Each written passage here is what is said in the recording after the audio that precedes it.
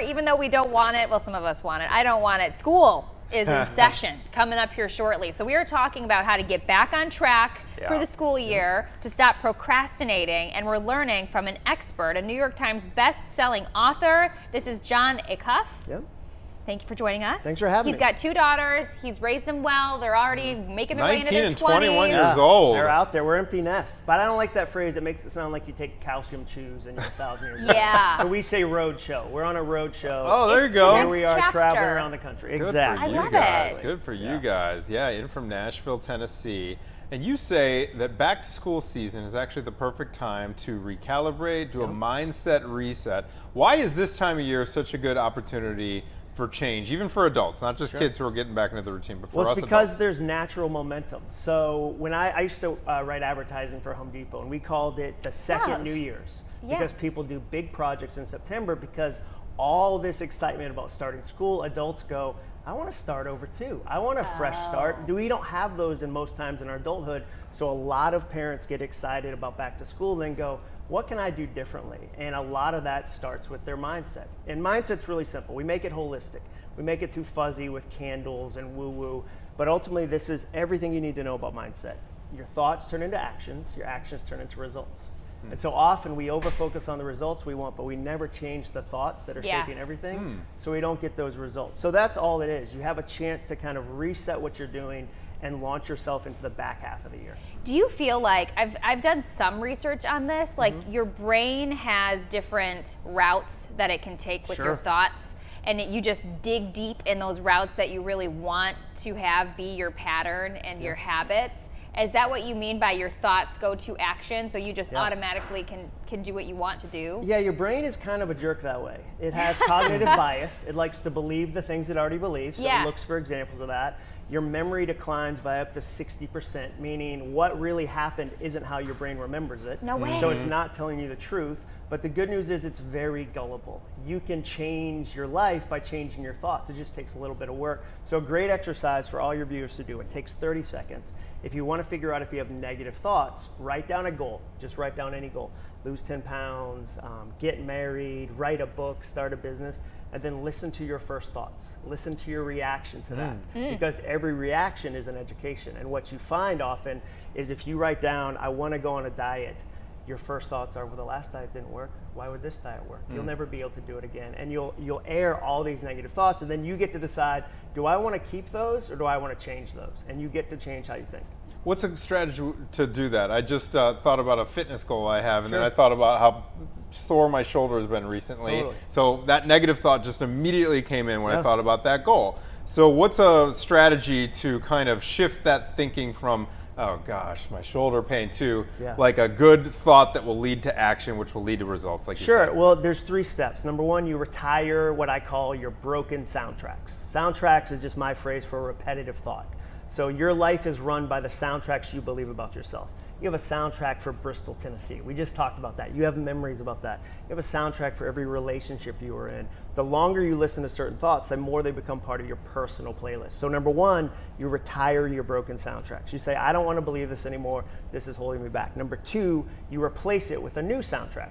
Your brain is waiting to be told what to think. So you deliberately say, this is what I'm choosing to believe. And number 3, you repeat that new one so often, it becomes as automatic as the old ones. So retire, replace, repeat. And it's very strategic, it's very simple, and it takes a lot of the guesswork out of building a mindset that actually helps you. So with your specific example, I might say, you know what? I think a good soundtrack for you is today is the youngest I'll ever be.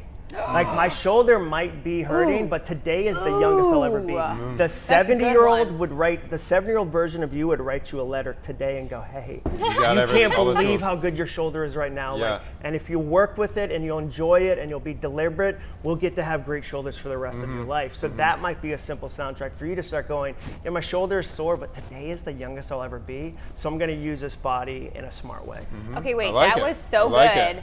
I was going to ask you a different question, but after you said that, do you have like hot topic ones that you? Oh my gosh, yeah. There's spill them. Okay, so here's one. Fear comes free, hope takes work. You'll never have to go look for fear and stress and negativity. It'll find you free. in the grocery store, unexpected. hope takes work. You have to work on positivity. I'm actually a very negative person by nature, and it might be because I grew up in Massachusetts and we're wicked cold. But I have to work on it. What I discovered is that positivity has a better ROI than negativity. When I'm positive, I make more money. I have better friends. I have a stronger marriage. And so I practice positivity. Most of your viewers practice stress, chaos, and anxiety. I meet people all the time that'll say, I feel really negative right now and I don't know why. And I'll say, well, tell me about your day. And they'll say, well, I drove into work and I listened to political talk radio about those idiots. And then I went to lunch with a bunch of people who hate their jobs too. And then I listened to my favorite podcast called Brutal Unsolved Crimes in Your Neighborhood. It's got a whole season about stabbings. It's weird that I feel negative. I go, no, it's not weird. You practice negativity all day long. You're feeding it to your brain. My question to you is, because I try to, like you, generally be a positive person, but I do interact with friends and family who they drain me. They drain me of it because they are the exact opposite in some instances. And so what do you say to the person who's trying to keep that cup full mentality, but other people are just sucking it out? Well, I mean, I think you have to be deliberate about your relationships. So in a situation like that, I would draw different boundaries. I might say, this precious goal I have, I don't share with this person because they can only be negative about it. So I might share topical things with them. I might say, hey, here's what work's going, here's the kids, etc. But if you were doing a new adventure that was fragile, every new goal is fragile and kind of delicate at first. So I might say, I can't tell them about this, maybe ever, but definitely not when it's just growing. Because they're going to throw some negativity on that, and it's not strong enough to stand up on its own. So when I write a new book, I don't show the early manuscript to people I know who are overcritical because I got to believe in it first. It has to get a little more muscular. There's no upside to interacting with like a draining personality. No, and if they've already told me who they are, then I need to admit that. If fool me once, shame on you. Fool me 100 times, I have to admit, wow, this person really only thinks one thing, and it's not helpful to how I want to think. I need to be deliberate. In your vulnerable spots. And you're busy. You have a limited amount of time for relationships. So the busier you get as a parent, as an adult, the more you go, I just can't do laps with that person anymore. It's not worth it. I have a limited amount of time and energy to give to people. I need to be deliberate. That is one thing I actually have improved as I've gotten older. I'm in my mid-40s now. It's kind of, I don't want to say trimming the fat, but you know what I mean. Cutting out the negative people who are not serving. Okay, one other thing that you advise in terms of stopping procrastinating, starting that big goal, is to what you describe as choose what to bomb. What do you mean by that? What is choosing what to bomb? Choose what you're gonna be bad at. Like you know, it's kind of, I think about it this way. You're gonna disappoint some people. You can't please everybody. Just disappoint the right people. So you might say, okay, I'm going to be really connected to my family and my coworkers and this circle of people, but side friends, you talk about trimming the fat, they're not gonna get valuable time. So another example of that would be, I try to not do a lot of breakfast meetings. Why? Because that's when I write the best. So I no longer give gold time to bronze tasks. Meaning, if this is my best time in the day when I can produce, I don't go waste it on a coffee where somebody goes, I wanna pick your brain. And I give the best hour of my day to something that didn't deserve it. I'll see you at Friday at 4 p.m. when I'm kind of creatively tapped out, but I don't give gold time to bronze tasks. Ooh, I'm taking that one. So I have a question. You said that you're an empty nester, and the negative mindset, my husband and I talk about this even now, thinking about down the road when our kids leave, like what's gonna be our purpose, and we're kind of dreading it. So as you've gone through this, maybe speaking to those people who are empty nesters or who are about to be, how do you stay positive in this life change, this adjustment? Well, one is it's what you wanted to happen.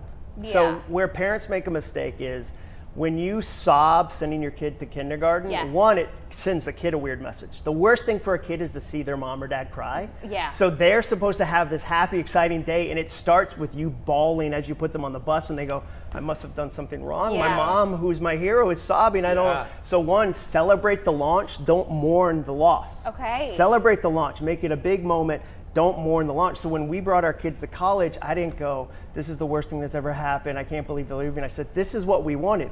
Mourn if they don't go. Mourn if your kid doesn't go to kindergarten or doesn't go to college. So when we became Empty Nest, we said, wow, we have a new chapter. And we're gonna figure out new rhythms. Like the first Saturday of Empty Nest, we did all our chores too fast. Like we hit Costco, the grocery store, the farmer's market too fast. By 9:15 a.m. we were done, and we were like, so what do you want to do the next 16 hours? Just like stare at each other and like watch The Notebook? Like you have to learn a new rhythm. So anytime anytime you enter a new season, the soundtrack I use is new seasons deserve new scorecards. New seasons deserve new scorecards. Where parents get twisted is that they go, I'm just not as productive as I used to be. And I'll go, well, tell me about your life. And go, yeah, we have twin 2-year-olds, but I'm just not as productive as I used to be. And I'll say, you're in a new season. You're judging yourself against when you were single and you didn't have this responsibility. So every time you enter a new grade, every time you enter a new chapter in your marriage, a new season deserves a new scorecard, and that changes your perspective. All right, this is great. And we are in the season of new scores. You're incredible. Yeah. I appreciate that. Okay, let's give people another screenshot of the book. This is Jon Acuff. And where can folks find more about you? Where can folks pick up the book? Well, my website's jonacuff.com, just JONACUFF.com. Soundtracks. I wrote a book called Your New Playlist for Teenagers. So many parents came out of the woodwork and said, my teen has a struggling mindset. Do you have a version for them? And I knew if I wrote it, it would sound like an old man trying to sound young, like, hello, fellow youths. But my 2 teenage daughters wrote it with me. And so you can find the books anywhere books are sold. Amazing. Very good. It's been a pleasure, Jon. Thanks for having me today. Thank you very much. We really appreciate it a lot. Appreciate it.